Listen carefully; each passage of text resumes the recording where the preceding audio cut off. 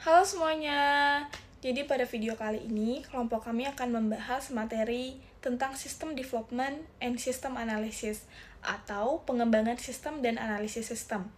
Di era digital seperti sekarang, hampir semua perusahaan pasti menggunakan sistem informasi untuk membantu kegiatan operasional mereka, mulai dari pencatatan data, pengelolaan keuangan dan penjualan, hingga pengambilan keputusan, manajemen semuanya sangat bergantung pada sistem. Namun, sistem yang digunakan perusahaan tidak selalu berjalan dengan baik selamanya. Seiring waktu, perusahaan berkembang, kebutuhan bisnis berubah, teknologi semakin maju, dan persaingan juga semakin ketat. Karena itulah, perusahaan perlu melakukan pengembangan sistem agar sistem yang digunakan dapat relevan dan mampu mendukung kebutuhan perusahaan. Nah, disinilah pentingnya sistem development atau pengembangan sistem. Pengembangan sistem adalah proses merancang, memperbaiki atau mengganti sistem lama menjadi sistem yang baru yang lebih efektif dan lebih efisien. Di dalam proses tersebut terdapat sistem analisis atau analisis sistem. Analisis sistem merupakan tahap awal untuk mempelajari masalah yang ada dalam sistem yang lama, mencari kebutuhan pengguna, dan menentukan solusi yang paling tepat bagi perusahaan. Jadi secara sederhana, analisis sistem bertujuan untuk memahami masalah dan kebutuhan perusahaan, sedangkan pengembangan sistem bertujuan untuk menciptakan sistem yang baru dan yang lebih baik. Materi ini sangat penting karena kesalahan dalam pengembangan sistem bisa menyebabkan kerugian besar bagi perusahaan. Misalnya, biaya proyek yang membengkak, sistem tidak bisa digunakan, bahkan perusahaan bisa kehilangan pelanggan karena sistem yang buruk. Oleh karena itu, perusahaan harus melakukan pengembangan sistem secara terencana dan terstruktur agar sistem yang dihasilkan benar-benar sesuai dengan kebutuhan pengguna dan tujuan perusahaan. Baik, sebelum kami membahas materi yang lebih lanjut, izinkan saya memperkenalkan kelompok saya. Yang pertama, saya sendiri, Natasha Pestaria Simanullang dengan NPM akhir 097. Kemudian ada Kumoria dengan NPM akhir 190. Selanjutnya, Nadia Kartikardiana dengan NPM akhir 206. Lalu ada Joanna Sarasirait dengan NPM akhir 328. Dan yang terakhir, Azhara Natasha dengan NPM akhir 360. Kami dari kelompok 8 akan menjelaskan materi mengenai sistem development and system analysis. Semoga presentasi kami dapat membantu teman-teman memahami materi dengan lebih mudah dan lebih jelas. Selanjutnya, kita akan membahas materi yang pertama, yaitu Why System Change atau mengapa sistem perlu berubah. Perusahaan tidak mengganti atau mengembangkan sistem tanpa alasan. Biasanya, ada beberapa faktor penting yang menyebabkan perusahaan harus melakukan perubahan sistem. Faktor yang pertama adalah business needs atau kebutuhan bisnis. Kebutuhan bisnis perusahaan selalu berubah dari waktu ke waktu. Misalnya, perusahaan yang awalnya kecil kemudian berkembang menjadi lebih besar. Jumlah pelanggan bertambah, transaksi semakin banyak, dan kegiatan operasional semakin kompleks. Sistem lama mungkin sudah tidak mampu menangani kebutuhan tersebut. Karena itulah, perusahaan perlu mengembangkan sistem yang lebih baik sesuai dengan kondisi bisnis saat ini. Selain itu, perubahan regulasi pemerintah atau perubahan strategi perusahaan juga bisa membuat sistem lama tidak lagi cocok digunakan. Faktor yang kedua yaitu technological advance atau perkembangan teknologi. Teknologi berkembang sangat cepat. Sistem yang dulu dianggap modern bisa menjadi ketinggalan zaman dalam beberapa tahun saja. Perusahaan biasanya mulai menggunakan teknologi baru agar pekerjaan menjadi lebih cepat, lebih aman, dan lebih efisien. Contohnya, dulu banyak perusahaan masih menggunakan pencatatan manual atau komputer biasa. Tetapi sekarang banyak yang sudah menggunakan cloud system, aplikasi online, dan kecerdasan buatan atau AI yang membantu operasional perusahaan. Jika perusahaan tidak mengikuti perkembangan teknologi, mereka bisa tertinggal dibanding kompetitor. Faktor yang ketiga adalah productivity gains atau peningkatan produktivitas. Sistem baru biasanya membantu pekerjaan menjadi lebih cepat, mengurangi pekerjaan manual. Dengan sistem yang lebih baik, perusahaan bisa menghemat waktu, mengurangi kesalahan manusia, dan meningkatkan efisiensi kerja karyawan. Misalnya dalam sistem lama, laporan keuangan mungkin dibuat secara manual dan membutuhkan waktu beberapa hari. Tetapi dengan sistem yang baru, laporan bisa dihasilkan secara otomatis hanya dalam beberapa menit saja. Hal seperti ini tentu sangat membantu perusahaan meningkatkan produktivitas. Faktor yang berikutnya adalah competitive advantage atau keunggulan kompetitif. Dalam dunia bisnis, perusahaan harus mampu bersaing dengan perusahaan lainnya. Sistem informasi yang baik bisa menjadi keunggulan bagi perusahaan. Contohnya, perusahaan yang memiliki sistem pelayanan pelanggan yang lebih cepat dan akurat biasanya lebih disukai pelanggan dibanding perusahaan yang pelayanannya lambat. Selain itu, sistem yang baik juga membantu perusahaan mengambil keputusan dengan lebih cepat, karena data dan informasi tersedia secara real-time. Jadi, pengembangan sistem tidak hanya membantu operasional, tetapi juga membantu perusahaan memenangkan persaingan bisnis. Dan faktor yang terakhir adalah sistem obsolescence, atau sistem yang sudah lama usang. Semakin lama sistem yang digunakan, biasanya sistem menjadi lebih sulit diperbaiki atau dipelihara. Kadang sistem lama juga tidak kompatibel dengan teknologi baru. Selain itu, sistem lama sering mengalami error, lambat, atau tidak aman dari ancaman keamanan digital. Jika terus dipakai, hal ini bisa menimbulkan risiko besar bagi perusahaan. Karena itu, perusahaan perlu mengganti sistem lama dengan sistem yang baru, yang lebih modern, aman, dan stabil. Jadi, secara keseluruhan, perubahan sistem dilakukan agar perusahaan dapat terus berkembang, meningkatkan efisiensi, dan mengikuti perkembangan teknologi, dan tetap mampu bersaing di dunia bisnis yang terus berubah dari waktu ke waktu. Oke, selanjutnya ada System Development Life Cycle atau SDLC, yaitu proses yang digunakan perusahaan untuk merancang dan mengimplementasikan sistem baru. Dalam materi ini terdapat 5 tahapan utama pengembangan sistem. Tahap pertama adalah sistem analisis. Pada tahap ini dilakukan pengumpulan informasi yang dibutuhkan untuk pengembangan atau memodifikasi sistem. Tim akan melakukan investigasi awal, mempelajari sistem yang sedang berjalan, melakukan studi kelayakan, lalu menentukan kebutuhan informasi pengguna dan kebutuhan sistem yang baru. Hasil akhirnya berupa dokumen kebutuhan sistem yang akan menjadi dasar pengembangan selanjutnya. Tahap kedua yaitu conceptual design. Pada tahap ini, perusahaan mulai menentukan bagaimana kebutuhan pengguna akan dipenuhi. Tim mengevaluasi berbagai alternatif, misalnya membeli software jadi, membuat sistem sendiri, atau menggunakan jasa pihak luar. Setelah itu dibuat spesifikasi desain mengenai apa yang harus dilakukan sistem dan bagaimana sistem tersebut dikendalikan. Tahap ketiga adalah physical design. Jika desain konseptual masih bersifat umum, maka desain fisik adalah detail dan teknis.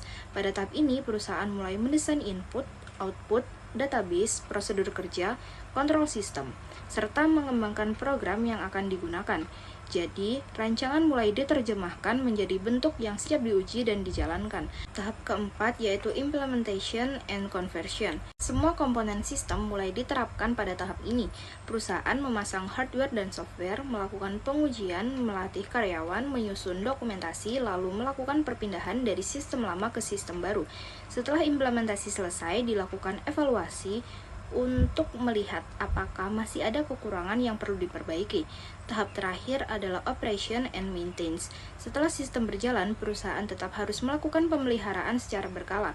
Sistem akan dievaluasi, diperbaiki bila muncul masalah, dan dimodifikasi jika kebutuhan organisasi berubah. Ketika sistem sudah tidak lagi memadai, siklus SDLC akan dimulai kembali.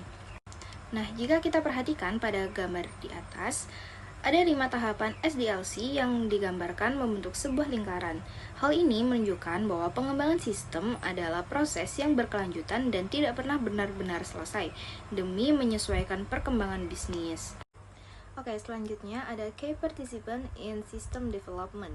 Jadi, keberhasilan pengembangan sistem tidak hanya bergantung pada teknologi, tetapi juga pada kerjasama dari berbagai pihak yang terlibat dalam proses pengembangan sistem. Pihak pertama adalah manajemen.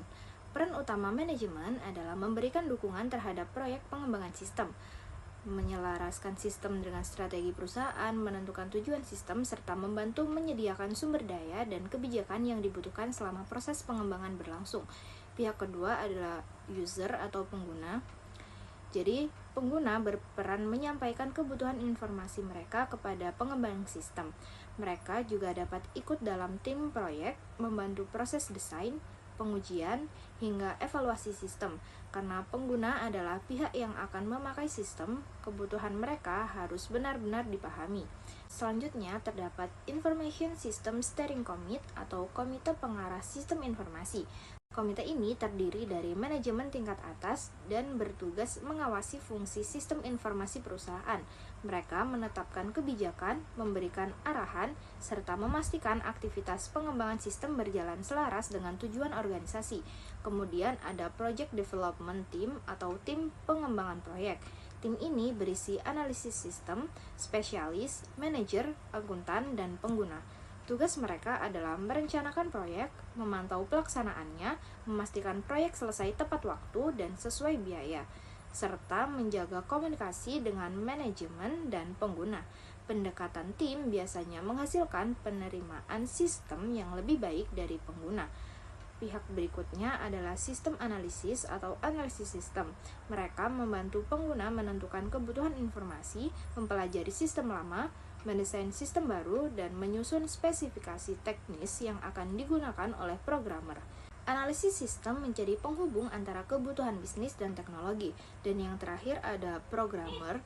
Jadi programmer ini bertujuan menulis, menguji, memodifikasi, dan memelihara program komputer berdasarkan spesifikasi yang telah dibuat oleh analisis sistem. Dengan kata lain, mereka mengubah rancangan sistem menjadi aplikasi yang dapat digunakan secara nyata.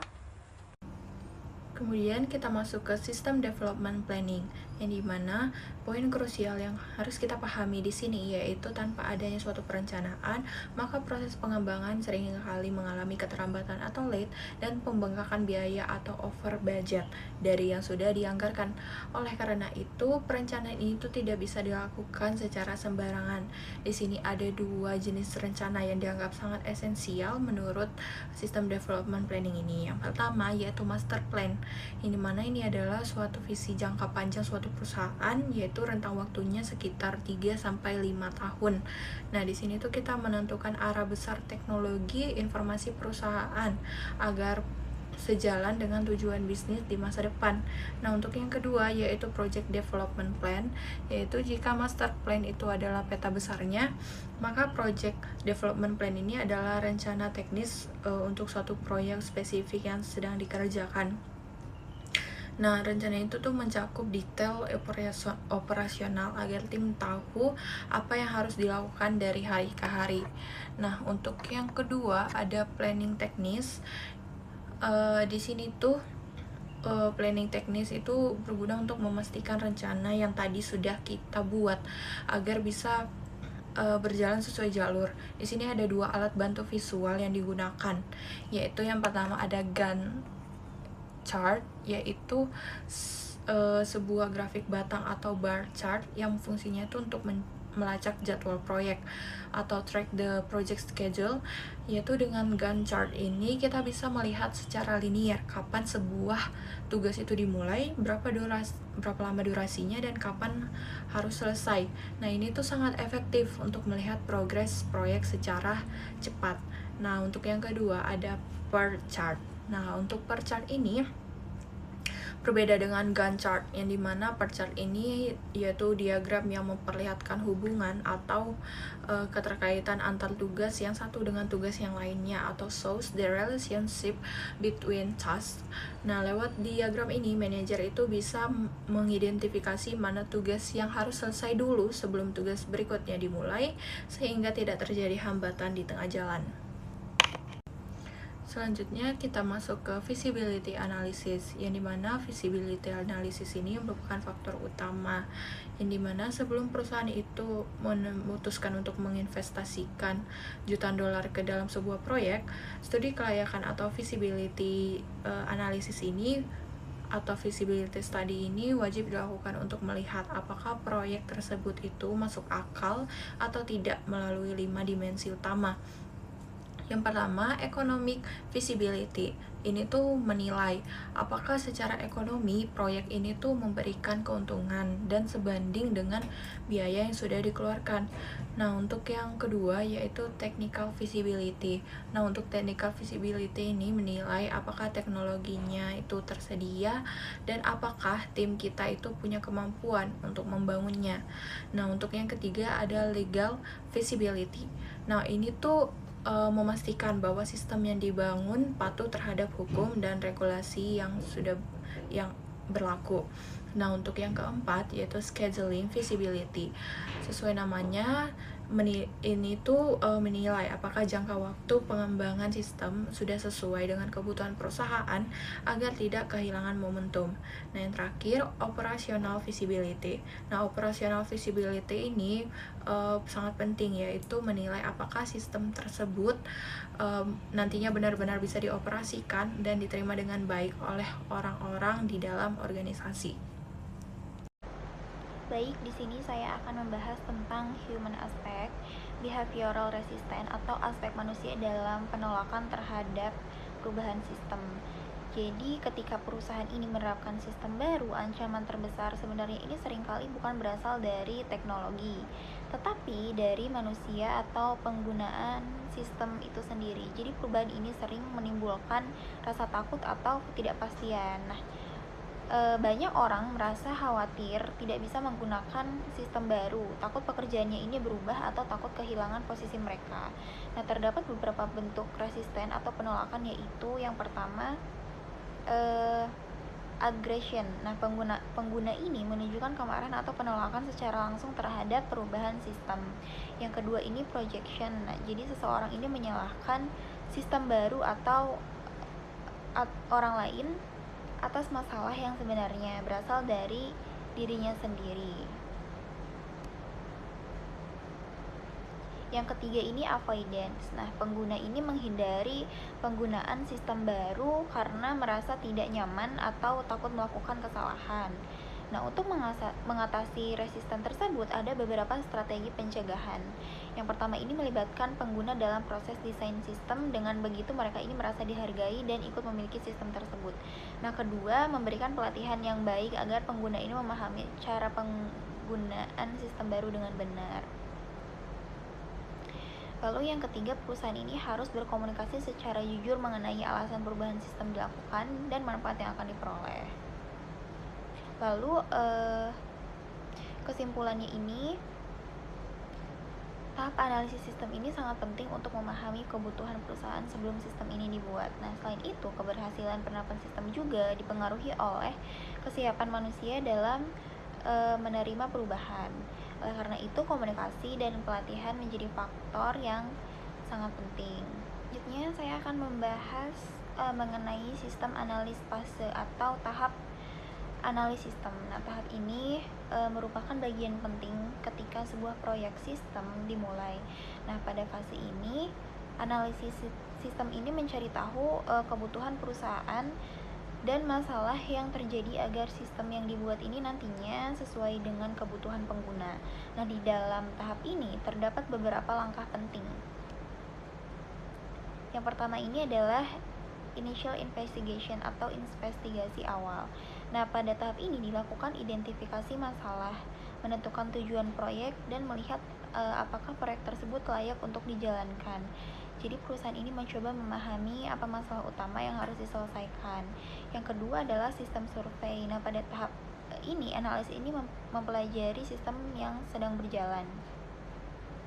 Mereka ini mengumpulkan informasi mengenai prosedur kerja, dokumen, teknologi yang digunakan, dan hambatan yang terjadi di perusahaan. Yang ketiga adalah information need and system requirement. Nah, pada tahap ini, analisis ini menentukan kebutuhan informasi dan kebutuhan sistem dari pengguna. Contohnya ini seperti apa yang dibutuhkan, fitur apa yang harus tersedia, dan bagaimana sistem ini dapat membantu pekerjaan yang lebih efektif. Yang terakhir adalah sistem analisis report. Nah, setelah semua data dikumpulkan dan dianalisis, hasilnya ini dibuat dalam bentuk laporan analisis sistem. Nah, laporan ini berisi temuan masalah, kebutuhan sistem, serta rekomendasi solusi yang dapat digunakan di perusahaan. Baik, selanjutnya kita akan masuk pada slide terakhir, yaitu conclusion. The development and analysis of information system is a structured, multidimensional process driven by the need for organizational efficiency, technological advancement, and competitive growth. By following the system development life cycle, or SDLC, and conducting rigorous feasibility studies encompassing economic, technical, and operational factors, organizations can ensure that new systems align with their strategic goals. However, the ultimate success of a system depends less on the hardware and more on the human element, therefore involving user early, maintaining transparent communication, and managing behavioral resistance are essential to transforming technical specifications into a functional tool that enhance decision making and business value. Jadi kesimpulannya adalah pengembangan dan analisis sistem informasi merupakan sebuah proses strategis yang bersifat struktural dan multidimensional yang lahir dari tuntutan organisasi untuk mencapai efisiensi operasional maksimal di tengah kemajuan teknologi yang sangat pesat. Proses ini tidak boleh dilakukan secara parsial, melainkan harus mengikuti metodologi System Development Life Cycle atau SDLC secara konsisten agar setiap tahapannya dapat terukur dengan jelas. Salah satu fondasi yang paling krusial dalam siklus ini adalah pelaksanaan studi kelayakan yang sangat mendalam, yang menyisir berbagai dimensi mulai dari kelayakan ekonomi untuk memastikan pengembalian investasi, kelayakan teknis guna menjamin ketersediaan infrastruktur, hingga kelayakan operasional agar sistem tersebut dapat beradaptasi dengan budaya kerja organisasi. Tanpa evaluasi yang ketat pada tahap ini, organisasi beresiko membangun sistem yang canggih namun tidak relevan dengan tujuan strategis yang ingin dicapai.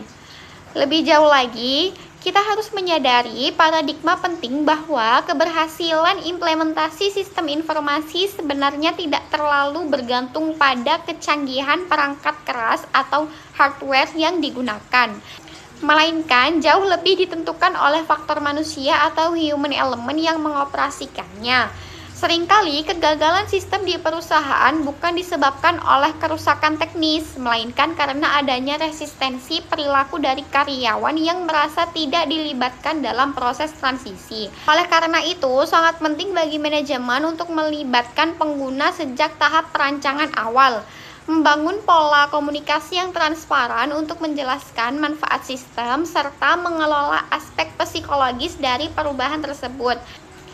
Dengan menempatkan manusia sebagai pusat dari pengembangan spesifikasi teknis yang kompleks dapat bertransformasi menjadi sebuah alat fungsional yang kuat yang pada akhirnya akan meningkatkan kualitas pengambilan keputusan manajerial dan menciptakan nilai tambah kompetitif yang signifikan bagi keberlangsungan bisnis di masa depan. Sekian pemaparan materi chapter 22 dari kelompok 8. Kurang lebihnya kami mohon maaf. Terima kasih dan wassalamualaikum warahmatullahi wabarakatuh.